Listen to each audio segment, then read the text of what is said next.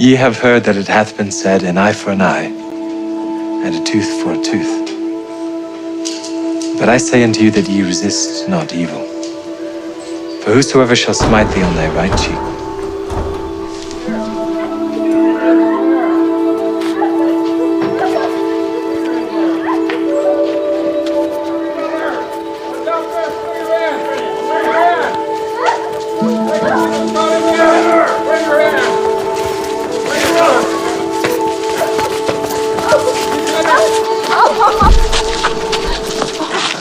Master, this woman was taken in adultery, in the very act. Now Moses, in the law, commanded us that such should be stoned. But what sayest thou?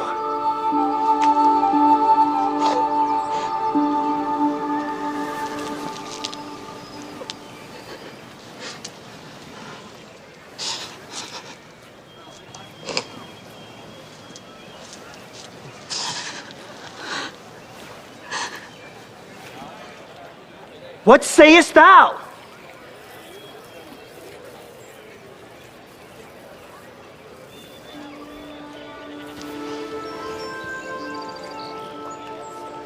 he that is without sin among you, let him first cast a stone at her.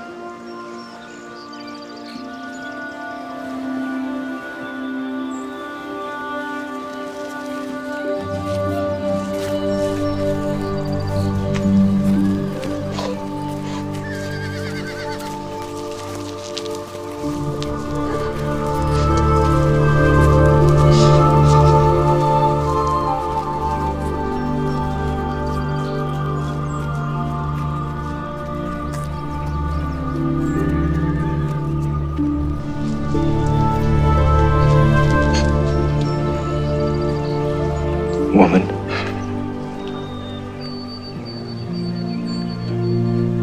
where are those thine accusers?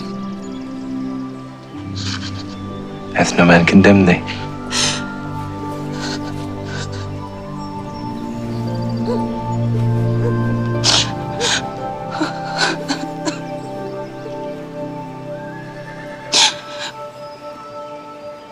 No man, Lord.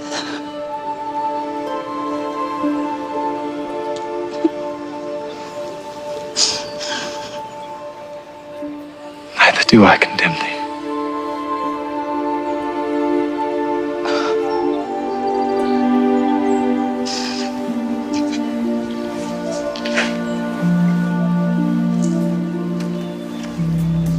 Go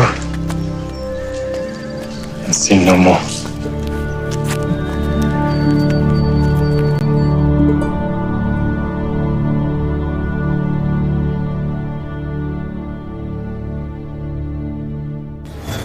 A história da mulher adúltera, registrado em João 8, de 1 a 11, revela o significado contrastante da bondade de Cristo e a perversidade humana. Neste estudo bíblico, vamos conhecer quem foi essa mulher adúltera, sua história e as lições valiosas que podemos aprender com essa pecadora que alcançou o perdão e o favor de Deus. O nome desta personagem não está mencionado na Bíblia, sendo simplesmente descrita como uma mulher apanhada em adultério. Por algum motivo, João não faz questão de colocar o nome da mulher. Na verdade, não era o foco dele. O fato de o nome da mulher não aparecer é provavelmente porque o objetivo da história é ensinar sobre a graça e a misericórdia de Jesus, em vez de focar em um indivíduo específico. Qual é o contexto de João 8?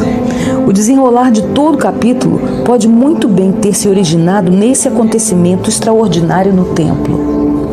Sem dúvida, a declaração de Jesus sobre ser a luz do mundo é cabível nesse contexto, como também o são suas palavras sobre o verdadeiro e o falso julgamento. A frase repetida, perecereis em vosso pecado, pode claramente estar relacionada ao julgamento da mulher. E, na verdade, o capítulo termina com uma tentativa de apedrejar Jesus em um paralelo perfeito com o episódio inicial. A transição de João 7,52 para 8,12 seria brusca demais sem essa passagem. Jesus viu-se novamente em conflito com os líderes religiosos judeus. Dessa vez, porém, prepararam uma armadilha para ele na esperança de conseguir provas suficientes para prendê-lo e se livrar dele. Sua conspiração não deu certo, mas foi seguida de uma controvérsia. A festa dos tabernáculos terminara, mas Jesus aproveitou a oportunidade para ministrar aos peregrinos que se encontravam no templo. Durante a festa, a notícia espalhou-se rapidamente. Jesus não apenas frequentava o templo, como ensinava publicamente naquele local. No pátio das mulheres, onde ficava a tesouraria do templo, era bem ali que Jesus ensinava. E os escribas e fariseus sabiam onde ele estaria, de modo que se uniram para tramar contra ele. Dificilmente um casal era pego no ato do adultério. Imaginamos se o homem, que em momento algum foi acusado, fazia parte da conspiração. De acordo com a lei, ambas as partes culpadas deveriam ser apedrejadas. A lei está em Levítico. E não apenas a mulher. É um tanto suspeito que o homem tenha sido liberado. Os escribas e fariseus trataram a questão de maneira brutal, interrompendo Jesus enquanto ensinava e empurrando a mulher para o meio do povo. É evidente que os líderes judeus tentavam colocar Jesus em uma situação sem saída.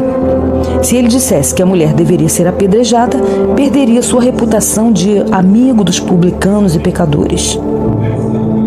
Sem dúvida, o povo o abandonaria e não aceitaria sua mensagem bondosa de perdão. Mas se dissesse que a mulher não deveria ser apedrejada, estaria transgredindo a lei abertamente e poderia ser preso. Em mais de uma ocasião, os líderes religiosos tentaram jogar Jesus contra Moisés. E nessa situação, pareciam ter encontrado uma provocação perfeita. Bom, isso está lá em Jó 5, 39 a 47. Em outras passagens também. Em vez de julgar a mulher, Jesus julgou os juízes. Bom, certamente se indignou com a maneira como a trataram. E com o fato de esses hipócritas condenarem outra pessoa em lugar de julgarem a si mesmos. Não sabemos o que estava escrevendo no chão da terra do templo. Será que simplesmente lembrava aqueles homens que os 10 mandamentos haviam sido escritos pelo dedo de Deus? Que está em Êxodo 31, 18. E que ele era Deus?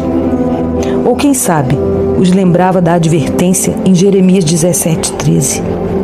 De acordo com a lei judaica, os acusadores deveriam atirar as primeiras pedras. Está lá em Deuteronômio 17. Jesus não pedia que homens sem pecado julgassem a mulher, pois ele era a única pessoa sem pecado ali presente. Se nossos juízes tivessem de ser perfeitos, os bancos dos tribunais estariam vazios. Antes se referia ao pecado específico da mulher, que poderia ser cometido tanto com o corpo quanto com o coração. Está em Mateus isso, Mateus 5. Condenados pela própria consciência, os acusadores saíram de cena em silêncio, deixando Jesus a sós com a mulher. Ele a perdoou e advertiu a que não pecasse mais. Qual o significado de vai e não peques mais? De acordo com muitos autores de livros, não se deve interpretar esse acontecimento como um exemplo de que Jesus não tratava o pecado com rigor ou de que desrespeitava a lei. A fim de perdoar essa mulher, um dia Jesus teve de morrer por seus pecados. Além disso, Jesus cumpriu a lei com tanto zelo que ninguém pôde acusá-lo justificadamente de opor-se a seus ensinamentos, nem de menosprezar seu poder.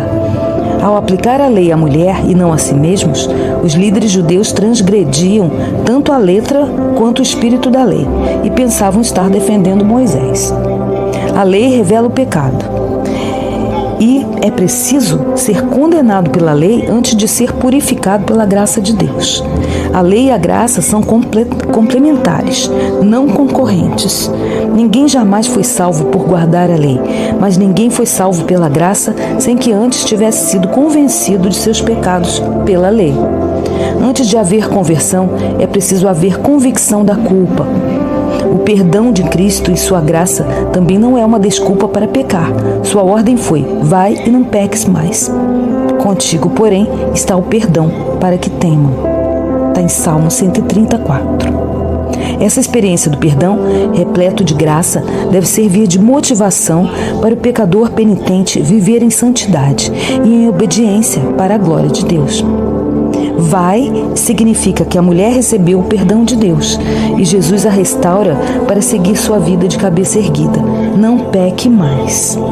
Significa que, embora perdoada, não poderia voltar ao pecado. Ou seja, Jesus a libertou para uma nova vida.